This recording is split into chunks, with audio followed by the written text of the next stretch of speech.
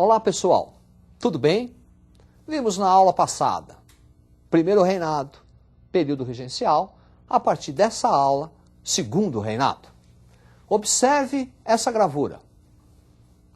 Uma sátira, Dom Pedro, controlando, manipulando os dois partidos políticos do segundo reinado, o Partido Liberal e o Partido Conservador.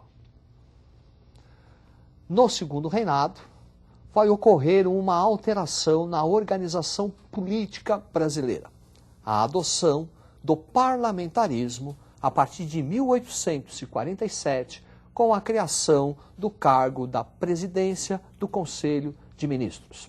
Ocorre que aqui no Brasil o parlamentarismo vai funcionar de uma maneira inversa ao funcionamento do parlamentarismo clássico. Observe este quadro. Parlamentarismo inglês, o parlamento é que escolhe o primeiro-ministro. Portanto, no caso inglês, o primeiro-ministro, o poder executivo, é controlado pelo poder legislativo. No caso brasileiro, o rei indica, nomeia o primeiro-ministro. Sendo assim, o poder executivo é controlado pela monarquia. É isso que faz com que o parlamentarismo no Brasil seja caracterizado como ao contrário, inverso. E por quê?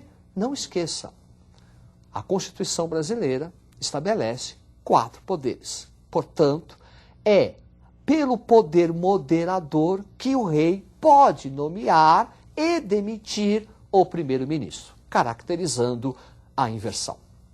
Também, no segundo reinado, nós vamos ter questões envolvendo o Brasil e a Inglaterra, o Brasil e países latinos. Primeiro, vamos analisar as tensões entre Brasil e Inglaterra. Observe o quadro. Tensões anglo-brasileiras. 1844, Tarifa Alves Branco. Representa o fim dos privilégios ingleses aqui no Brasil. Aqueles privilégios comerciais que os ingleses tinham desde 1810. Por conta disso, como resposta a isso, em 1845, Bill Aberdeen, que é uma medida da Inglaterra para coibir e proibir o tráfico negreiro. Qualquer navio brasileiro suspeito do tráfico negreiro, a partir de 1845, poderia ser aprisionado pelos ingleses. Como resposta a isso, 1850, aprovada a Lei Eusébio de Queiroz, importantíssima, representa o fim do tráfico negreiro. E em 1861, início da chamada Questão Christie. William Christie era o nome do embaixador inglês aqui no Brasil. São questões, primeiro, um navio inglês naufragou no sul e William Christie acusou a população brasileira de fazer uma pilhagem. Depois, no Rio de Janeiro, oficiais da marinha ingleses, meio embriagados, fazem uma arruaça, brigam com o sentinela e são presos. Esses 2 incidentes, mais a questão do tráfico negreiro, mais o fim dos privilégios ingleses aqui no Brasil, provocam a questão Christie, que vai até 1865, que é um rompimento das relações diplomáticas entre Brasil e Inglaterra. Depois, uma segunda questão, a questão Platina, que vai provocar a famosa Guerra do Paraguai. Observe esta imagem. Francisco Solano Lopes, presidente do Paraguai e responsável pela modernização do Paraguai. Modernização econômica. O Paraguai terá no século XIX um modelo econômico autossuficiente. Ele não será dependente da Inglaterra. E a Inglaterra não via isso com bons olhos. E a Inglaterra queria destruir esse modelo econômico. E a oportunidade virá com a famosa Guerra do Paraguai. Observe o quadro. Guerra do Paraguai, 1864, 1870. Causas: a expansão e o desenvolvimento econômico do Paraguai, a intervenção brasileira na região do Prata, o que hoje é Argentina e Uruguai, os interesses da Inglaterra em destruir o modelo econômico do Paraguai e a formação da Tríplice Aliança: Brasil, Argentina e Uruguai contra o Paraguai e com o apoio da Inglaterra. O resultado, vitória da Tríplice Aliança no campo militar, porque economicamente quem se beneficiou da guerra foi a Inglaterra. Conseguiu mais um mercado consumidor, conseguiu mais um dependente do seu capitalismo. Também no segundo reinado, nós vamos observar a atividade, a expansão da atividade cafeeira. Observe o mapa. Aí está a expansão do café. Primeiro, no Vale do Paraíba, Rio de Janeiro, e depois uma expansão para o oeste paulista. Quando falamos de café, nós falamos de duas áreas produtoras de café. Uma no Rio de Janeiro, a outra em São Paulo. Observe as áreas. Aí está, Vale do Paraíba, uma área onde os grandes proprietários defendem e apoiam a monarquia, utilizam-se da mão de obra escrava, fazendo dessa área uma área ainda tradicional. No oeste paulista, os grandes proprietários de terra apoiam o ideal republicano, adotam a mão de obra assalariada. Não se esqueçam que desde 1850 não entram mais escravos no Brasil, lei Eusébio de Queiroz, fazendo dessa área uma área moderna. A expansão do café também vai trazer uma série de modernizações para a sociedade, a economia e a política nacional. Observe o quadro. Café e a modernização. A construção das ferrovias para melhor escoamento da área produtora de café, o oeste paulista, até a área exportadora, Porto de Santos. Desenvolvimento do sistema bancário, desenvolvimento das cidades, o urbanismo, Avenida Paulista, São Paulo, Avenida Rio Branco, Rio de Janeiro, um surto industrial e o desenvolvimento das relações assalariadas, trabalho assalariado. Sobre o surto industrial, é sempre bom citarmos Irineu Evangelista de Souza, o nosso Barão de Mauá. Um homem que vai se envolver em várias atividades industriais, comerciais, companhias de navegação, sistemas financeiros, casas de moeda. Barão de Mauá, o grande industrial do século XIX. Sob a substituição do trabalho escravo para o trabalho assalariado, nós vamos ter a participação dos imigrantes italianos. Observe a gravura. Imigrantes italianos trabalhando na lavoura cafeeira. O segundo reinado também é caracterizado pelo fim da escravidão.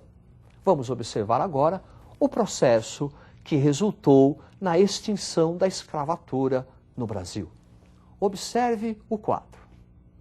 Fim da escravidão, resultado da pressão internacional, especialmente dos países capitalistas. Como já dissemos, escravo não recebe salário, portanto não é consumidor. A expansão da atividade cafeeira, aliada ao fim do tráfico negreiro e à necessidade de mão de obra. Daí o recurso, o imigrante italiano principalmente, e o abolicionismo. Sobre o abolicionismo, nós vamos ter uma série de legislações. Primeiro, a Lei do Ventre Livre, 1871, Lei dos Sexagenários, 1885, e Lei Áurea, 1888. Lei Áurea, que acabou com a escravidão no Brasil, 13 de maio de 1888. Não representou uma melhora na vida do negro. Deixou de ser escravo e virou um marginal, pois não foi dada a oportunidade ao trabalho, à saúde, ao lazer, à habitação. De escravo, passou a ser um marginal. Ainda no segundo reinado, nós vamos ter o chamado movimento republicano, que vai contribuir para a queda do Segundo Reinado. Vamos analisar aqui, em primeiro lugar, os motivos que provocaram a queda da monarquia brasileira. Observe o quadro. Fim do Império Brasileiro.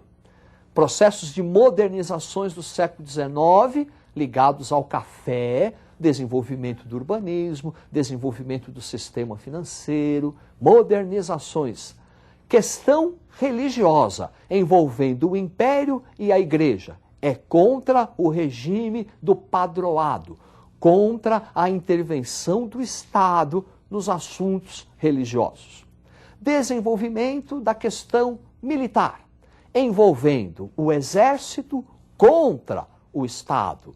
Desde o final da Guerra do Paraguai, o Exército Brasileiro passa a reivindicar uma maior participação nas decisões políticas. Questão social que envolve a crise do escravismo, o processo de abolição da escravatura. Aqueles grandes proprietários de terra do Vale do Paraíba, após a abolição da escravatura, colocam-se contra o Império. E o movimento republicano. Movimento republicano que vai ter adeptos nas cidades, intelectuais, estudantes de direitos, e também vai conseguir o apoio dos grandes proprietários de terra, os fazendeiros de café do Oeste Paulista. Esse movimento republicano pode ser dividido em duas correntes. Observe-as. Corrente evolucionista, liderada, entre outros, por Quintino Bocaiúva, defendia a implantação da República de forma gradual, sem a participação popular. E o movimento revolucionário, entre seus líderes, Silva Jardim, o oposto do evolucionista, a implantação de da República através de uma revolução com participação popular.